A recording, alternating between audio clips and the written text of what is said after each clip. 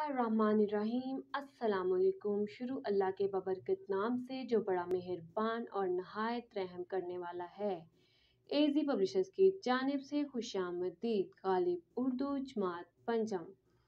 प्यारे बच्चों, आज हम सबक नंबर 14 पढ़ेंगे। सबक नंबर 14 की आज हम मशक करेंगे। सवाल नंबर 1, झेल में दिए गए अल्फाज के मायने को समझें और याद करें। अल्फाज मायने: बसेरा, आर्जी क्याम, शब गुजारने का अमल, समत, तरफ, रोशन, चमकता हुआ, हर सू, हर तरफ, भाड़ियों में, दरख्तों के झुंड में, पतंगे, कीड़े। सवाल नंबर 2, नज़म के मुताबिक दर्ज झेल सवालात के मुख्तसर जवाब दें। सवाल नंबर 1, शायर ने ज़मीन के तारे किनको कहा है? शायर ने ज़मीन के तारे जुगनू को कहा है। ज़मीन के तारे कहाँ कहाँ चमक रहे हैं? प्यारे बच्चों, ज़मीन के तारे बागों में, खेतों में, झाड़ियों में, भाड़ियों में चमक रहे हैं। सवाल नंबर 3, शायर ने फूलझड़ी के फूल किनको करार दिया है? शायर ने फूलझड़ी के फूल जुगनू को करार दिया है। इस नज़म के शायर का क्या नाम है? इस नज़म के शायर का नाम हफीज जलंधरी है। सवाल नंबर 3, नज़म के मुताबिक दुरुस्त लफ्ज़ लगाकर मिसरे मुकम्मल करें। लो रात हो गई है, लो छा गया अंधेरा, हर समत आसमां पर तारे चमक रहे हैं। देखो चमक रहे हैं बागों में, बाड़ियों में, हैं आँख के पतंगे या फूल फुलझड़ी के, क्या नूर से भरे हैं ये नन्हे नन्हे कीड़े, कीड़े हैं रोशनी के, जुगनू है नाम उनका, अंधारियों को रोशन करना है काम उनका। प्यारे बच्चों, सवाल नंबर 4 है, कालम अलिफ में दिए गए अल्फाज को कालम बे में दिए गए मुतल्लिका अल्फाज से मिलाएं। कालम अलिफ, कालम बे।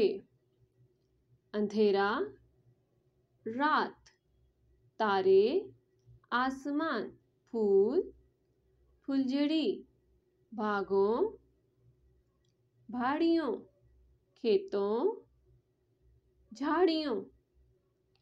प्यारे बच्चों, सवाल नंबर 5 है, झेल में दिए गए अशार गौर से सुनिए और एक दूसरे को बताइए कि इनमें तारों के हवाले से क्या बात की गई है।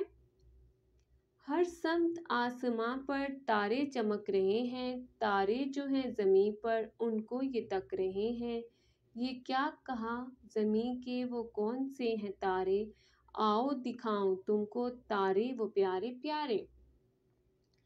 सवाल नंबर 6, मुनाज़िर फितरत के मौजू पर पहले से याद कोई और नज़म लय और आहंग के साथ अपने साथियों को सुनाइए और इसके अहम निकात पर आपस में बातचीत करें। सवाल नंबर 7, झेल में दिए गए अशार को नस्र में तब्दील करें। कीड़े हैं रोशनी के, जुगनू है नाम उनका, अंधारियों को रोशन करना है काम उनका।